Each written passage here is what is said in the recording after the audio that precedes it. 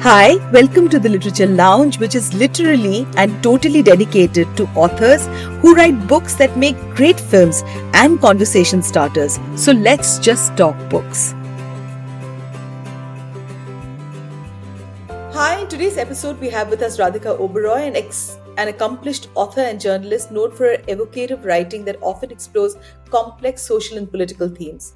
Her debut novel, Stillborn Season 2018, is a gripping narrative set against the backdrop of the 1984 anti-Sikh riots in India, weaving together multiple interlinked stories that capture the turmoil and human impact of that period. In addition to her novel, Oberoi has made significant contributions to literature and journalism.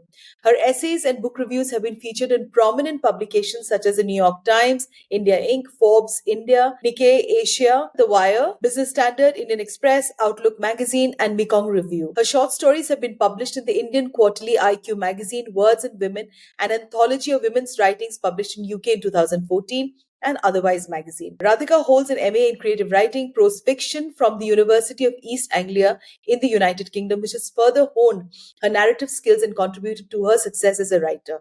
And for me, this is a personal, absolute pride and honor to have you here with me because I was in Delhi during the 1984 Sikh riots and it has really, really left me so scarred, Radhika. So, welcome to today's episode. Thank you, Mohua, and thank you for that introduction. It's really lovely to be on your show. And yes, I do hope we can have this really intense discussion about my work. So, of Mothers and Other Perishables is such a unique title. Can you tell us a little bit more from the inspiration for this book? Where did it come from? So, the inspiration is a very deeply personal one. I lost my mother when I was 15 years old. I lost her to cancer. And that nugget of personal history has crept into the book. Although, of course, when you write fiction, characters change and your life changes and alters a lot on the page. So, Of Mothers and Other Perishables really is an exploration of grief and bereavement and lamentation to that extent. And I was also trying to create a new vocabulary of grief. I was trying to experiment with language. I was trying to, structure the novel in an interesting manner. And so all of that transformed my grief into a story that became universal. Having said that, I also wanted to write a novel that was very contemporary, set in Delhi, set amidst the contemporary politics of Delhi. Its politics, its activism, its beautiful homes, its universities. And which is why it's sort of structured in alternating chapters, which is something I'll discuss at another stage. But yes, so I wanted to create a novel that was both intimate as well as political. Amazing, Radhika. To put together your grief and put that together is a very, very intense and an internal, process. So, what was the most challenging part of writing Of Mothers and Other Perishables? It's such an interesting title. It really touches me very deeply, Radhika. So, tell me, what did you find the most tough when you were putting together, your writing work? So a little bit about the title. The title is inspired by Gabriel Garcia Marquez's Of Love and Other Demons. It's a favorite novel of mine. It's a hauntingly beautiful novel. And the most challenging part, to answer your question, is really about, the narrative structure. I was experimenting with alternating chapters. So there are two very compelling voices in the novel: the mother, the dead mother, and the daughter. And I wanted the dead mother's voice to be this intimate, personal, slightly eccentric voice, if you want to call her that. And I wanted the daughter's voice to be very urgent and compelling and very grounded in what is going on in Delhi currently. So to compare and contrast the two and to have a narrative that bleeds into one another, to have the past infringe upon the present and the present influenced by the past, all of that was challenging at some points. The book has a very hauntingly beautiful narrative voice. How did you approach writing from the perspective of someone who's passed away? So thank you for that. I'm so glad that you enjoyed the mother's narrative. Now, the dead mother's voice, it's infused with nostalgia, and her storeroom and the objects in it, saris wrapped in muslin, albums of black and white photographs, collection of vinyl records, old leather suitcases, cupboards full of baby clothes, each trigger a memory which recreate her youth in the 1970s. So each object in the storeroom is almost like a time capsule that triggers a memory and takes you back to an era when she was young and beautiful.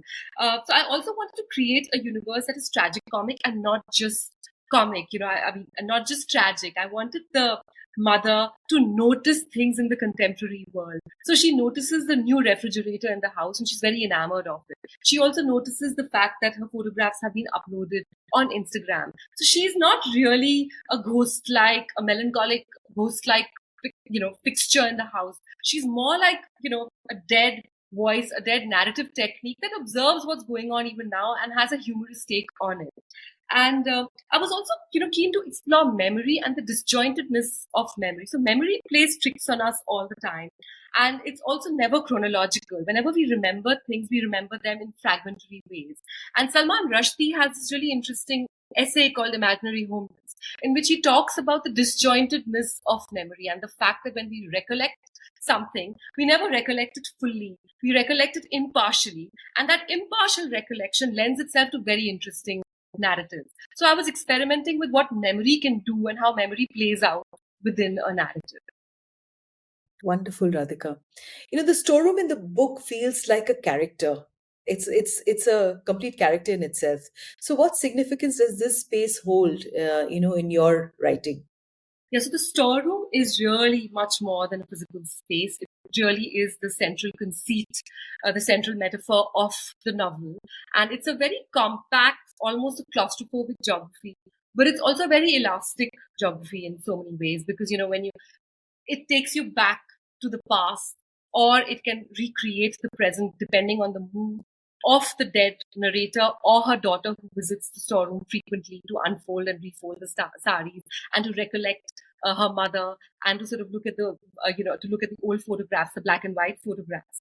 So the dead mother, she inhabits this space and it's home to her and all her worldly belongings and her saris, her photographs, her vinyl records. Each of these contains a personal memory. But the dead woman's daughters, the Whaler and Toon, they also have their own equation with the storeroom. So for the Whaler, the storeroom becomes a repository of childhood memories. She kind of goes there and she recollects happy moments that she had with her mother. But for Toon, it is a very claustrophobic space. It's a space that represents, an old world, something that she finds strange and outdated, a space that is claustrophobic, a space that she is not drawn to in the least bit and wants to stay away from. So it's both. It's a repository of grief, it's a repository of memories, and it's also a very claustrophobic space, depending on which character decides to visit the story. The imagery you use, like the Banarsi saris, being treated like corpses, is striking. Can you talk about the use of such vivid imagery, in your writing? Thanks. I'm glad that you found the imagery vivid. I wanted to talk about the saris specifically because the saris, were very close to the dead mother, and she was once young and beautiful and healthy, and the saris represent that period in her life when she was young and beautiful and healthy. And they're wrapped in malmal now. They're almost like corpses because no one uses them. So perhaps they miss the contours of her body. Perhaps they miss going out for dinner with her husband. There are other images, of course. There's the vinyl records and the turntable, which also take you back to a very happy time in her life when she was, young and when there was romance in her life and possibilities in her life.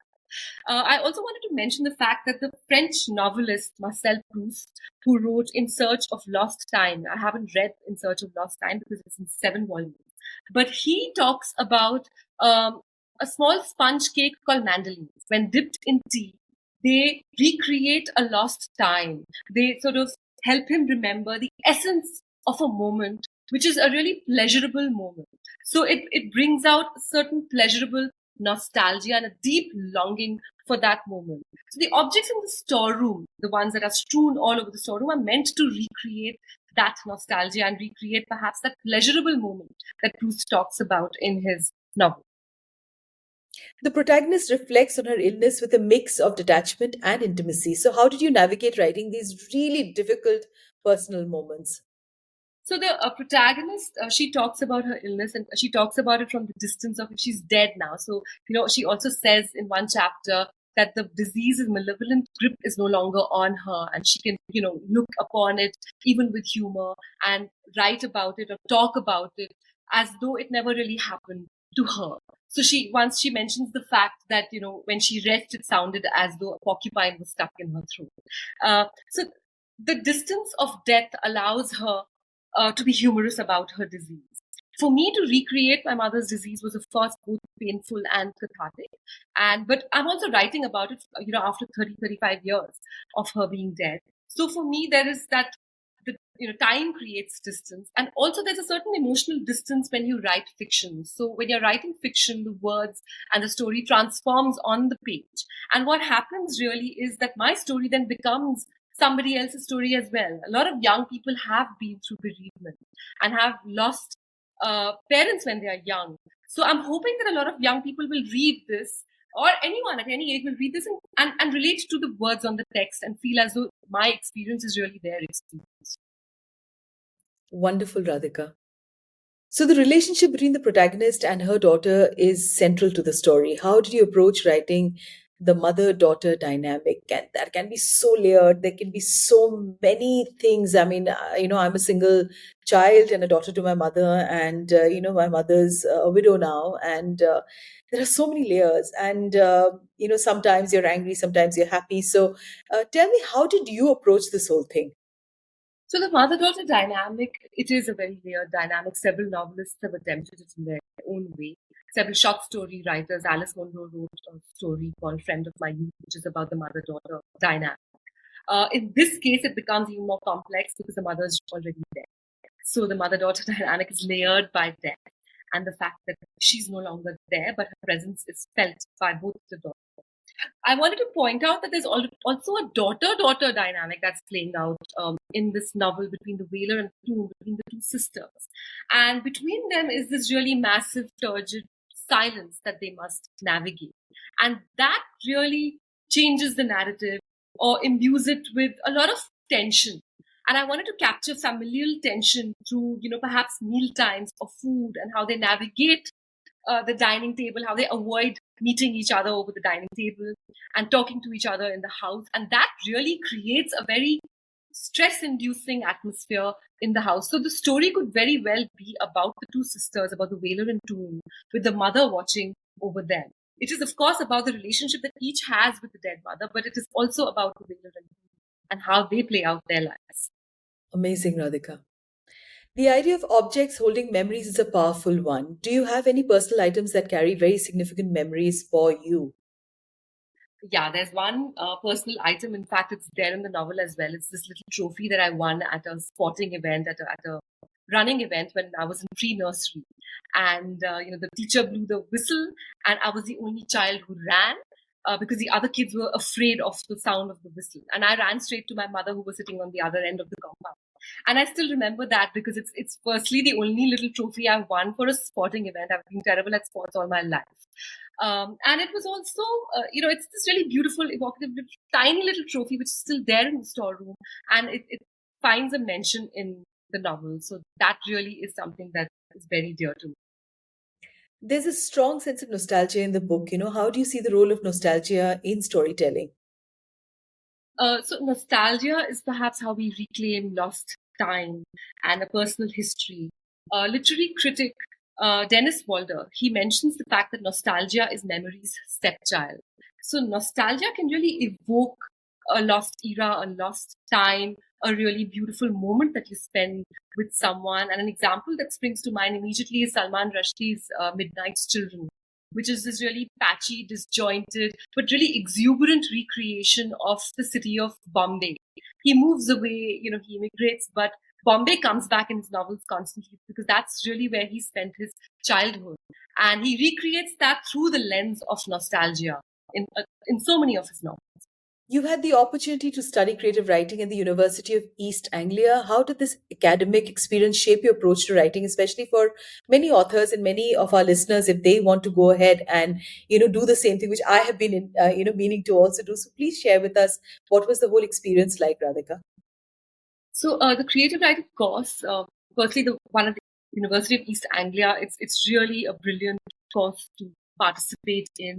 They have these workshops, and you need to submit a piece of work which is reviewed by a group of 8 or 9 people in the class, and that process can be daunting initially. For someone who's not exposed to it, and for someone who's, and also writing is a very personal experience. It's something, it's a personal experience that you put on the page, and then you're exposing it to the world. So that can be daunting. It can be very intimidating. And of course, as students, we're all slightly very sure of ourselves and not very sensitive to another person's feelings. So that if you're a very sensitive person, it can hurt. But the creative writing course, because of that, it makes you resilient to the process of writing and the process of rewriting and editing your own work. It makes you aware of your own work. It makes you self-conscious as a writer, which is a good thing. And it also makes you very aware of the craft of writing, which is really about voice and points of view and structure and narrative techniques. And that, I think, adds a lot. It makes your manuscript, when you submit it, it adds a lot of depth, and it what you submit is really a very well-crafted manuscript, rather than something that is just off your head and something that's just a stream of consciousness, unstructured narrative. You do think about what you're writing and then submit your work. So, Radhika, tell me a little bit about nostalgia. What does nostalgia play as a role in your life? Nostalgia is, it's called memory's stepchild, and it is also a very, very rich lens through which you can view your childhood. And several authors have played around with nostalgia, and the example that immediately springs to mind is Salman Rushdie's Midnight's Children, which is really this beautiful, patchy, digressional, and extremely inaccurate recreation of the city of Bombay, which is where he grew up. And about nostalgia, you may travel the world and you may settle down in the first world, in New York and London. But a lot of authors then go back to that little city or the little village that they have left behind. And they use the lens of nostalgia to create very beautiful, magic realist geographies, terrains, geographies of the mind, we call them. Rushdie calls them geographies of the mind. And those cities or those villages are never what they really are, because you can never reclaim what you have left behind fully. But through memory and through nostalgia, you can recreate them in a far more vivid, if somewhat inaccurate, manner. So, Radhika, let's talk a little bit about your childhood. What is it that, to you personally, you go back to? Like for me, I always remember the clear streams in Shillong, the roads, the rain. And there is something about the rain of Shillong that I've not been able to actually find that anywhere else, in the world.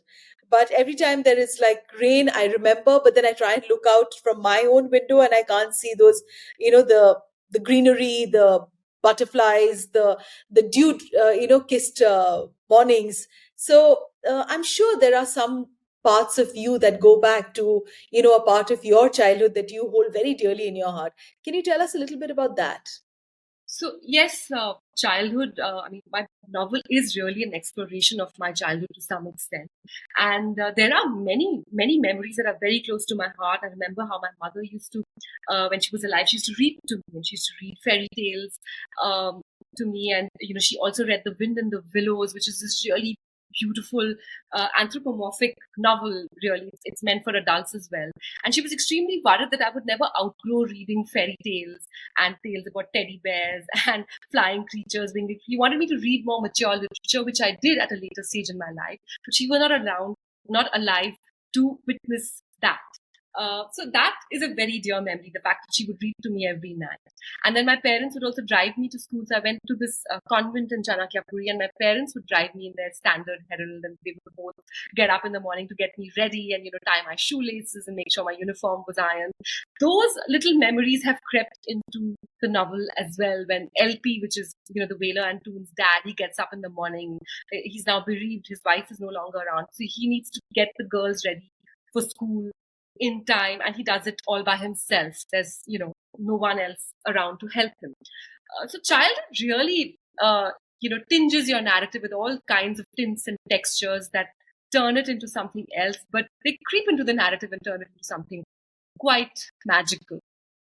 Thank you so much, Radhika, for being on today's episode. And we wish you lots and lots of luck and more, books from you. And thank you so much for being on the Mohua show. Thank you, Mohua. It was wonderful.